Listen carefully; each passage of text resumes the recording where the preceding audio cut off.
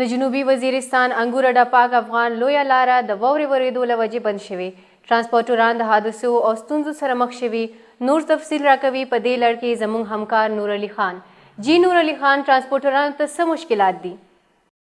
بالکل موږ اوس په جنوبي وزیرستان تحصیل برمل پاک افغان روډ نیز ناری کې ولاړ یو. دلته په دې کال کې په اول ځل باندې غټه اوره شوې ده چې دغه روډ د اورې د وجې نه چې کوم روډ دی د پاک افغان روډ، نو په دا باندې هم رکاوټ راغلی دی چې کوم غټ ګاډي دي هغه هم نشي تللی، غټ ګاډي ته ستونزه دي.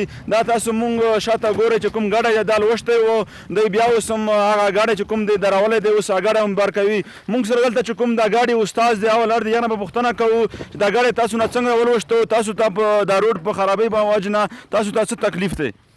بسم الله الرحمن الرحیم. دا ګډه خو مینه داره کوم وشتو چې دا روډ ډېر زیات خراب دی. تاسو په خپله باندې وینئ چې دغه هېڅ کله د حفاظت څوک نشته چې د حفاظت وکړو یا یې وسوتو یا یې صفا کړو، او خلکو ته ډېر زیات مشکلات دي. په ما باندې دلته 2 شپې او 2 ورځې تېرې شوي دي، هېڅ څه مې خوړل نه دي او ډوډۍ نشته. تاسو وینئ په دې علاقه کې نه لاندې هوټلونه شته او نه کورونه شته نه دوکانونه شته.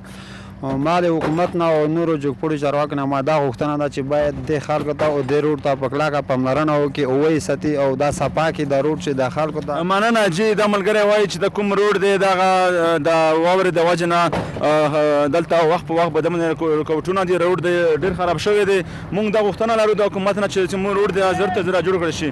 موږ سره دلته ځایي چې کوم یو بل کس ته یو بل تن ولاړ دی، هغه نه به پوښتنه لرو چې هغه موږ ته څه وایي او دلته چې کومه د ستونزې دي هغه څه ستونزې دي.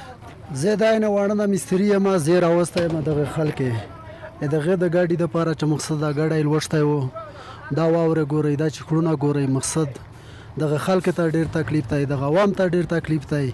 مقصد چې زر نه زر د دغه غم وکړي. جی کتونکو د ملګری وایي چې دا روډ چې کوم دی دغه ډېر ځای په ځای باندې کنډرات شکار شوی دی، روډ ډېر خراب دی.